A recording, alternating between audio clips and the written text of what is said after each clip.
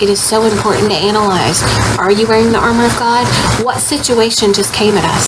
And what part of the armor of God, and we're supposed to be wearing all of it, but what part of the armor of God might we not have had on if it's affecting us the way it did? Did something bring us down?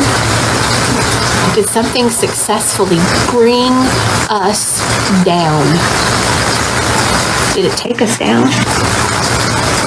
What part of the armor of God should we have had on that would have kept that from happening? And that's when we need to look at that list of the armor of God and what are those things supposed to protect us from? What are those things supposed to fight for us on? And look at what has brought us down. And we can go, that's what I didn't have on. Let me put it on. The helmet of salvation is the belief that Jesus Christ died for us and rose again. And it's knowing that we have been redeemed. The breastplate of righteousness, that's being honest and humble and good and fair to others. It means standing up for weaker people. It means righteousness, and it means standing in it. The belt of truth, knowing the truth and staying along with the standard of God, keeps us from giving in to the world's beliefs. It keeps us from just being so easily persuaded and led astray. The sword of the Spirit, wow, that's the word of God. If we think about when Jesus himself was in the desert, he used the sword of the Spirit. He used the word of God to throw back at the enemy.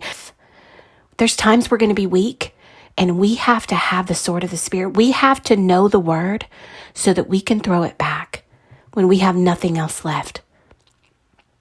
When our feet are prepared with the gospel of peace, that's being in right relationship with God. We have to keep that communication flowing. We have to stay in prayer. We have to stay in the word. We have to have a relationship, because when we do, there is a peace within us that can be compared to nothing else. Even when we're going through something hard, we're going to be covered in it. The shield of faith.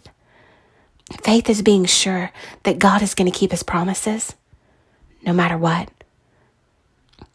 It protects us when we're tempted to doubt, when the enemy is trying to lie to us and get us to give up. That's when we need to put on the shield of faith.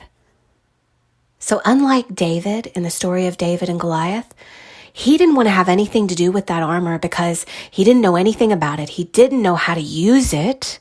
It wasn't useful to him. It was completely useless because he didn't know how to use it. It was too heavy for him. This is made for you, but it's only useful if you know what it is and how to use it.